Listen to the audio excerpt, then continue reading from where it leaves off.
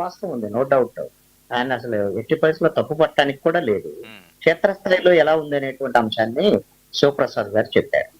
అయితే ఒక అంశాన్ని నేను ఒక ప్రేక్షకులందరి కోసం, ఆయన ఒక్కడి కోసమే కాదు, రాష్ట్ర ప్రజలందరి కోసం ఒక వివరణ చెప్తాను.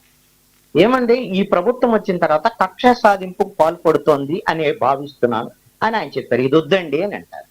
నేను రాష్ట్ర ప్రజలందరికి ఉపయోగపడేటువంటి అంశం కింద ఈ అంశాన్ని ఎందుకు చెప్తున్నానంటే, వైఎస్ఆర్ కాంగ్రెస్ పార్టీ ప్రభుత్వం ఉన్నప్పుడు అవినీతి చేసినటువంటి దాంట్లో అవినీతి జరిగితే అది ఎవరి డబ్బులు?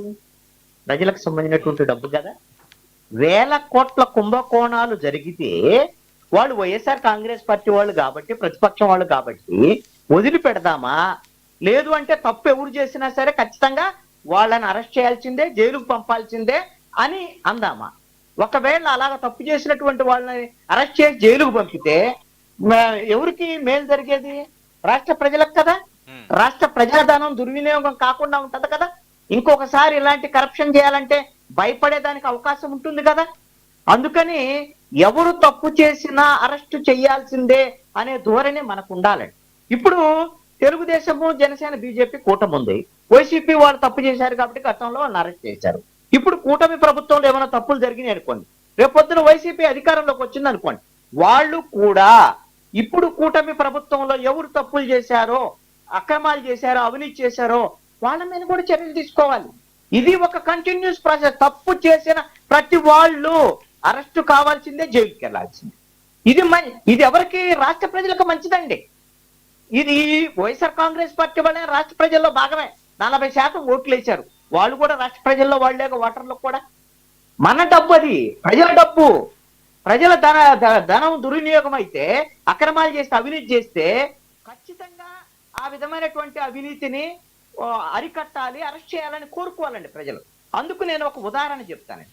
సామాన్యమైన ప్రజానికానికి సంబంధించినటువంటి ఒక ఉదాహరణ ఏంటి అని అంటే, ఒక ఆవు దగ్గరకి లేదోడ, ఏది అడవిలో మేతకు వెళ్ళినటువంటి లేదోడ వచ్చి తల్లి దగ్గరకు వచ్చి, అమ్మా నాకు చాలా భయం వేస్తుంది అని చెప్పేసి ఆ ఆవు దగ్గరకు వచ్చి చెప్పింది ఆ లేగదోడ.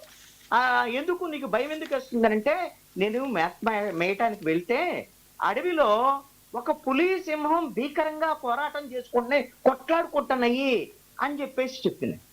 మరి అయితే నువ్వు భయపడాల్సిన విషయం కాదమ్మా ఇది.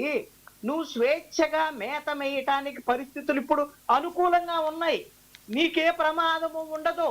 కాబట్టి నువ్వు వెళ్ళి హాయిగా స్వేచ్ఛగా నువ్వు మేత మేయటానికి వెళ్ళొచ్చు. ఇది మనకి మంచి అవకాశం. ఎందుకు అనంటే, వాళ్ళు తప్పు చేసినప్పుడు ఒకళ్ళ మీద ఒకళ్ళు తప్పులకు సంబంధించినటువంటి వ్యవహారంలో, కేసులు పెట్టుకునేటువంటి వ్యవహారంలో, కక్ష సాధించే వ్యవహారం రాజకీయం కోసం చేసినా సరే దాన్ని మనము రాష్ట్ర ప్రయోజనాల రీత్యా, ప్రజల యొక్క ప్రయోజనాల రీత్యా, ప్రజల ఆస్తులు కాపాడుకునే రీత్యా ఇలాంటి కేసులు అవసరం.